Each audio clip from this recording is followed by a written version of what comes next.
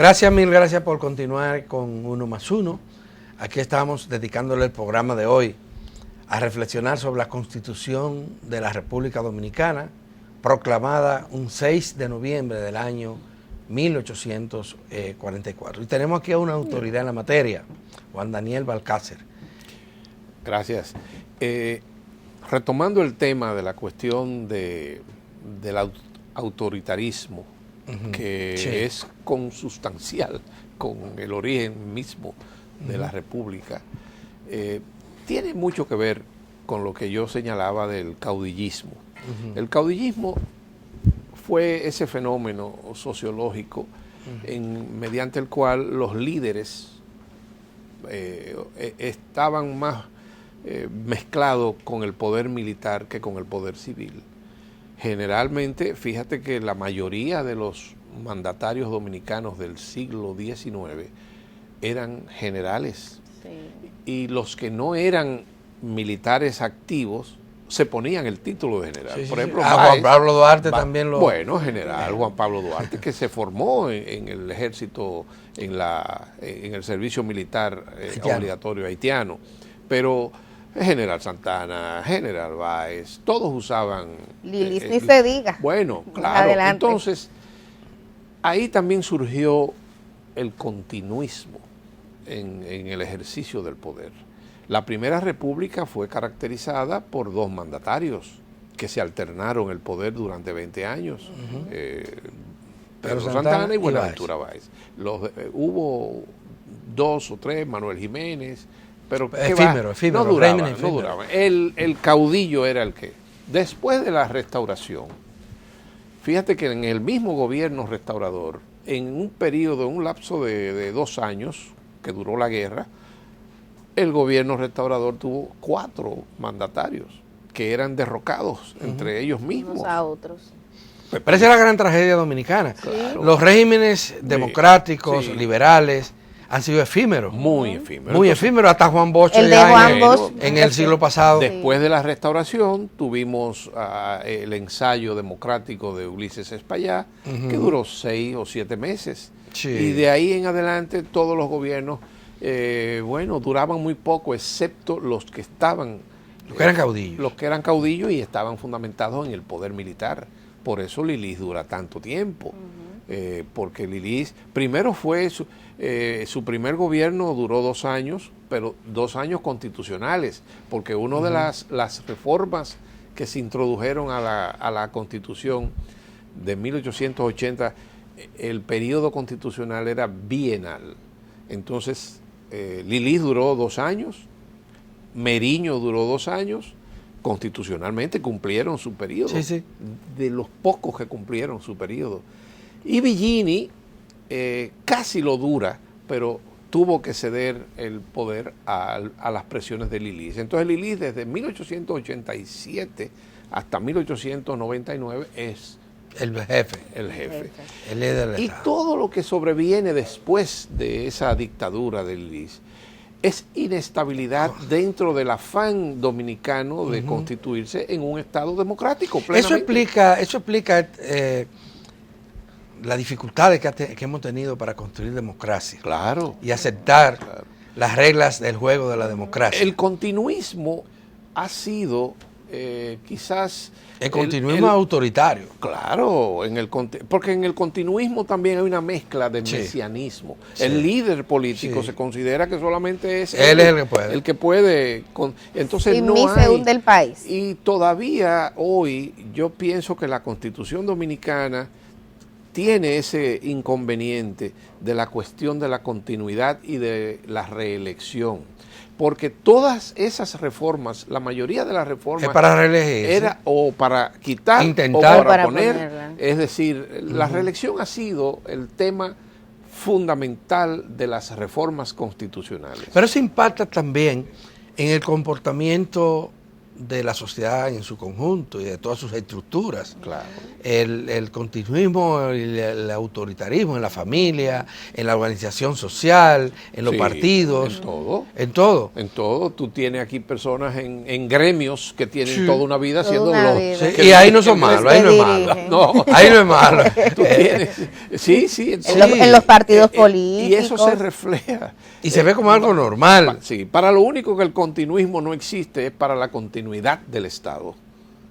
O sea, no sé por qué todavía... Pero no se de parte de alguna parte de la los- sociedad. sí, Porque no del... de parte de los partidos políticos. Yo no Partidos entiendo políticos. por qué no se puede continuar la obra que inició otro si Sí. beneficia al colectivo. Exacto. Si beneficia al colectivo, no, pero ya eso se deja. Pero el régimen partidario de la República Dominicana cuestiona muy poco eso también.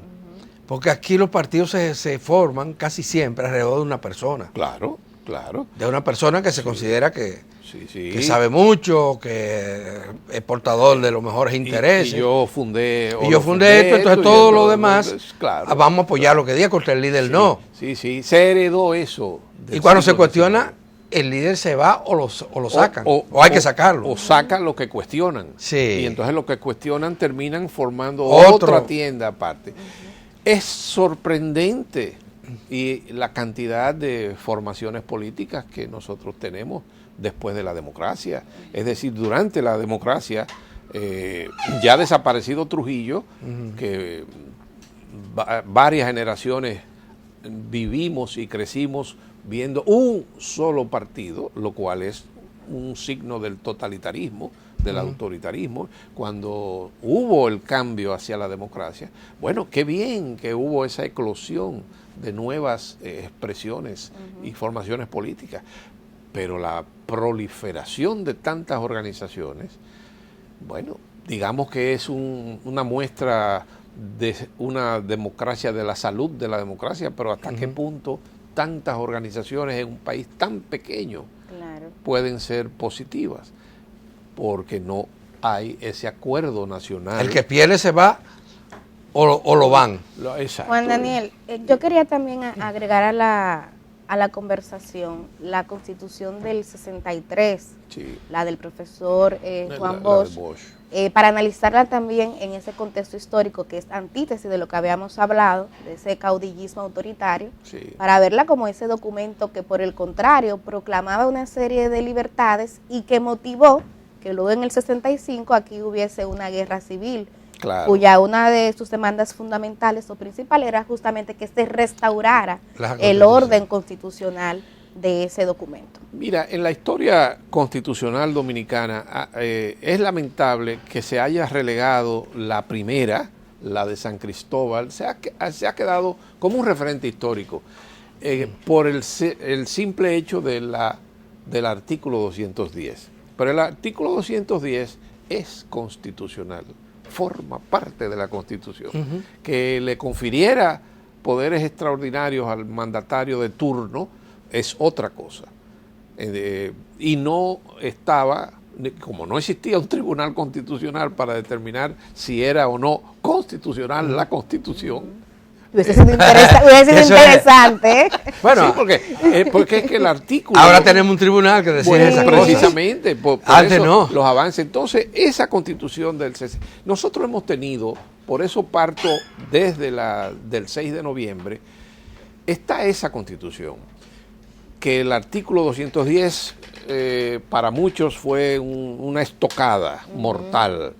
Está la Constitución de Moca de 1858, que fue una constitución bastante liberal porque realmente le despojó al texto de ese artículo que había sido... Y que ya era innecesario también. No, pero además, sí, exacto, ya hacía un año que había terminado la guerra. Por eso. Entonces, después de esa constitución de Moca, que los continuistas y los caudillos no estaban de acuerdo, porque cada gobernante que llegaba al poder en el siglo XIX gobernaba con su constitución. Sí. Cada uno tenía su constitución preferida. Santana la del 44 y Báez también, pero después cada cual invocaba una.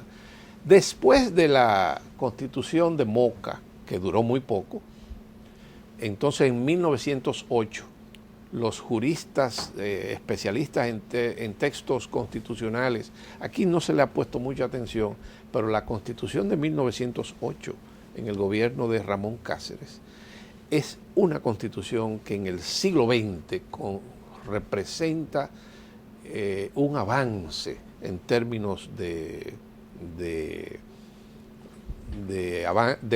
ordenamiento jurídico del Estado, a pesar de que la Constitución de 1908 prohibió la vicepresidencia y extendió el periodo presidencial a 6 años. Eso es una constante. Caramba. En las modificaciones constitucionales. Sí, o de 4 o de 2, sí. Esta fue de 6. Ha habido también constituciones de 5 años.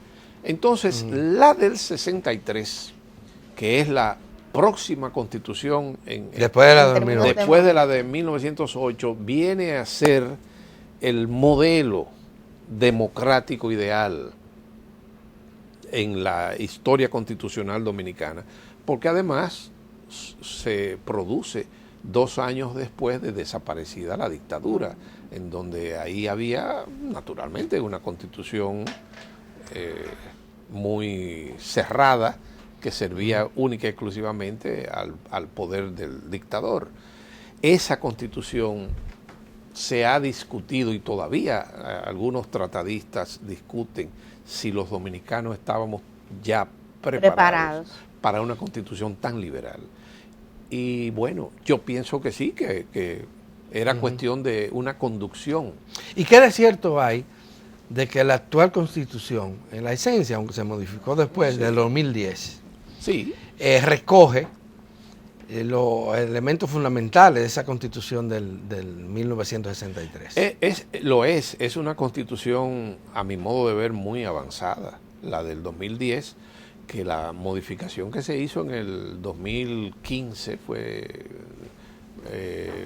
mínima, pero en realidad es una constitución producto de un consenso mayor de las fuerzas políticas, y yo pienso que tenemos una Carta Magna bastante avanzada, que no creo que precise de nuevas reformas, a menos que las fuerzas políticas se pongan de acuerdo y los sectores que tienen que participar en algunos aspectos fundamentales. Hay una que la actual administración ha estado pidiendo, sería para establecer de manera constitucional la independencia del Ministerio Público, sí, y también algunas reformas en términos judiciales. Bueno, esos son aspiraciones que si son el resultado de un consenso sectorial y político, para que sea expresión del pueblo, podría ser beneficioso. Y que no incluya ahí otra vez la reelección. El bendito tema de la reelección. Bueno,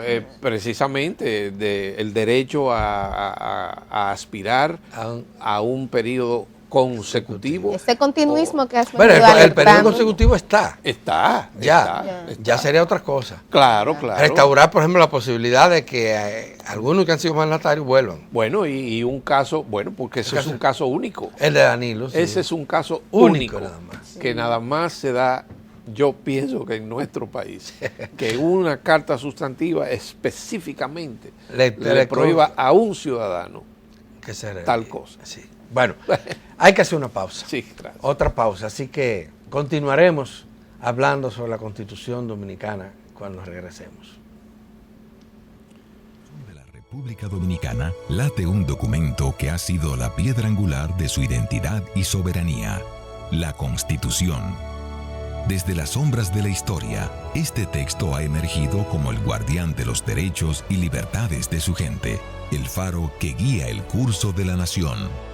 Cada palabra inscrita en sus páginas resuena con los ecos de las luchas pasadas y los sueños de generaciones, tejiendo una narrativa de resiliencia y esperanza. La Constitución no es solo un documento jurídico, es el alma de la República Dominicana, el reflejo de su pasado y la promesa de su futuro. Esta es su historia. La nación es una comunidad étnica que ocupa un mismo territorio y comparte elementos afines que mantienen unidos a sus integrantes y les permite construir una identidad cultural e histórica. Entre los diversos factores que integran una determinada comunidad étnica figuran la religión, el idioma, la cultura, las tradiciones y una historia compartida. Cuando la nación se organiza políticamente, surge un aparato jurídico y político denominado Estado que la dirige, compuesto además por un conjunto de órganos superiores, también llamados gobierno, que dictan las normas que regulan sus ejecutorias. Tanto el Estado como la nación necesitan de un código normativo que reglamente sus actos y determine la forma de gobierno que tendrá el país. A este código se le llama Constitución. La Constitución es el ordenamiento político-jurídico fundamental de una nación. Establece los órganos gubernativos del Estado y fija sus poderes y sus límites. Otra concepción se refiere a la Constitución como el acta de un Estado o a la ley primera fundamental, que le confiere personalidad jurídica tanto al propio Estado como a los poderes públicos. Existen diversas denominaciones con las cuales los especialistas se refieren a la Constitución, tales como Carta Magna, Pacto Fundamental y Carta Sustantiva. Es considerada ley fundamental porque establece los principios generales del Estado y porque de esa ley suprema se deriva todo el sistema jurídico de un país, leyes, reglamentos, ordenanzas, decretos, etc. Una vez se ha redactado y aprobado la Constitución, esta debe ser promulgada como ley por el Congreso Nacional o Poder Legislativo. La Constitución, según Ferdinand Lassalle, no es una ley cualquiera, sino más bien la ley de las leyes, esencia y fundamento de todas las leyes ordenadas.